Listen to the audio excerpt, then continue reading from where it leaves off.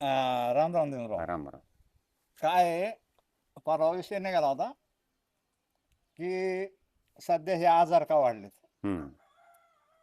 त्याच्यावर चिंतन केलं, मनन केलं, काही गोष्टी जुन्या आठवल्या. तर त्याच्यामध्ये सगळ्यात महत्त्वाची गोष्ट आपल्या घरातली भांडी. हा. भांडी. कारण काय, पूर्वी आपल्या घरात थळा होता, हम्म. काश्याची वाटी होती, हा. पितळाचं भोगलं होतं हा. आणि भांड्याला कलई होती. हम्म. कलई कशाची होती? जास्ताची. जास्त. आणि तांब्याची भांडी पण होती. तांब्याची भांडी होती. मग ह्या भांड्यात अन्न शिजवल्यानंतर त्याच्यामध्ये भांड्यातला जो अंश, सूक्ष्म अंश उतरायचा आणि ते अन्नावाट पोटात जायचे, त्यामुळं सूक्ष्म अन्नद्रव्याची गरज भरून निघायची. भरून निघायची. आता तुम्ही घरात स्टीलची भांडी आणली हा, स्टीलची. आणि काय झालं, भांडी घासायला त्रास नको म्हणून अख्खं गावं पितळाची भांडी, तांब्याची भांडी सगळी विकून टाकली. एकूण टाकली. भांडी इकडून घरात आहोत असा आली. हा. कोणची? सूक्ष्म अन्नद्रव्य. सूक्ष्म.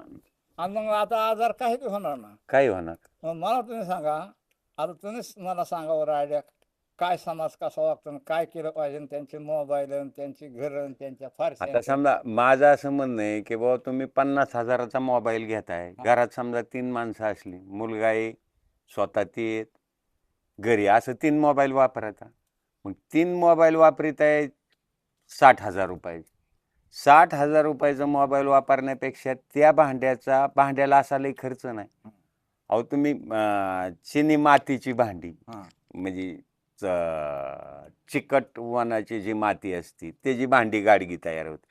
मग पहिलं गाडग्यातलं दूध बाया ज्या साई टोकरून आपल्याला चारायच्या, तसली साई कुठल्या तरी म्हणजे कोणत्या तरी हॉटेलला इतकी चवाची साई मिळती का? नाही नाही, त्या चिटकीत आणि हा तापवल्यामुळं त्या गाडगं म्हणा जाऊन त्याला, हा गाडग तर त्याच्यात इतर भांड्याची जी प्रक्रिया होऊ नये, कारण दूधच हे पूर्ण अन्न दूधच आहे. म्हणून आपल्या आड्याने होत्या तरी दूध कुठं तापायच्या चिटकीत गाडग्यात, आणि ते गाडग्याचं सगळं खराडलं की गाडग्याची जी चव असायची, म्हणजे जी मातीची, हा.